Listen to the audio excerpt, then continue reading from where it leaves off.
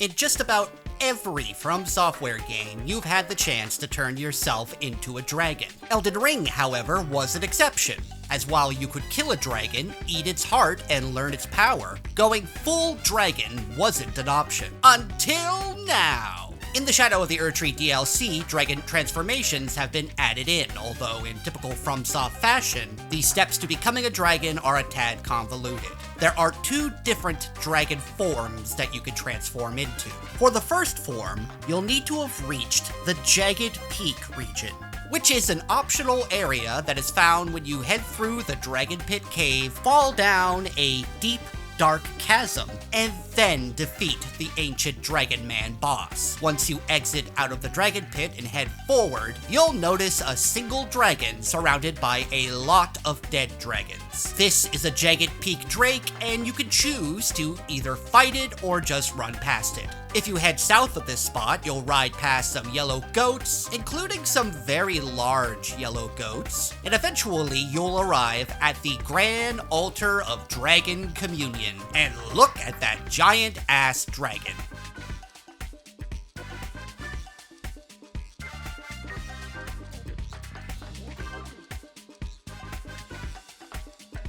Ride up to this massive corpse, and you'll find a dragon lady. This is the Dragon Priestess, who will request that you kill Baal the Dread, a big mean old dragon that betrayed the Dragon Lord Placidusax. We have another video guide on how to beat Baal, so if you're having trouble with that, that should be up on the YouTube channel or on the Gamer website.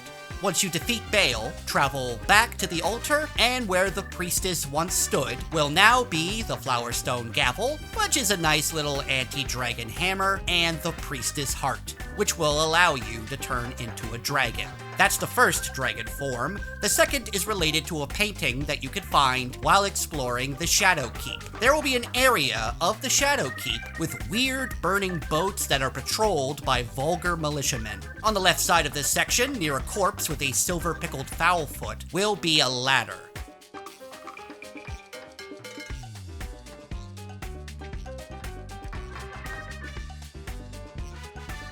Head down, take a right underneath a waterfall to find another ladder.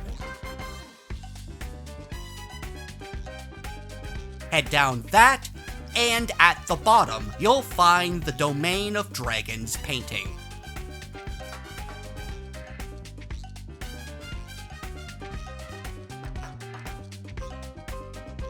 Now, to find a location shown in the painting, we need to travel roughly southwest from the Jagged Peak mountainside Site of Grace, which if you've already battled Baal, you should already have unlocked. If not, it's located here on the map.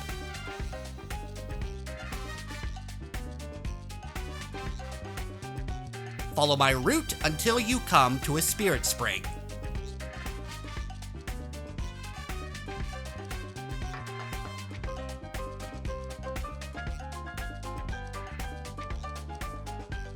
Take that to this ledge over here.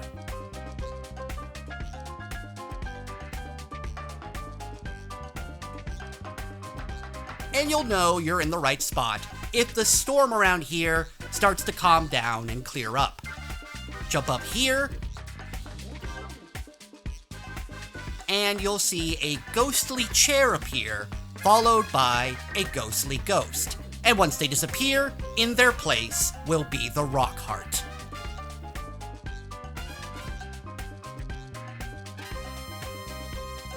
Okay, we got 2 hearts, but how do we turn into a dragon? Before you could use either heart, you need to completely remove all of the armor that you're wearing until you're left nearly buck naked. Then select the heart you want to use it, and boom, you're a dragon person.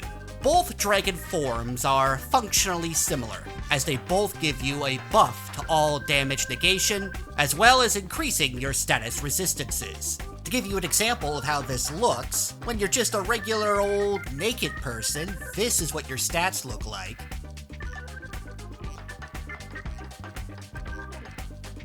And when you use the Priestess heart, this is what they look like afterwards.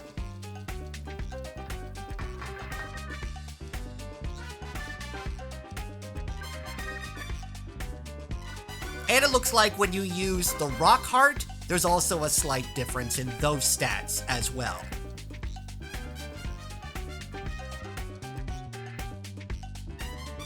The other difference between Priestess form and Rock Heart form is that with the Priestess form, when you use the Priestess Heart again, you gain a buff to your Dragon Cult incantations. Whereas if you use the Rock Heart again while you're in that form, you'll gain a buff to your Dragon Communion incantations. So if you happen to use a lot of either of those specific incantations, being in one of these dragon forms might be right for you. If not, it's still cool just to be a dragon person, and that's good enough for me. For more Elden Ring Shadow of the Erdtree news and guides, be sure to check out thegamer.com. I'm Jamie Latour, and we'll see you next time.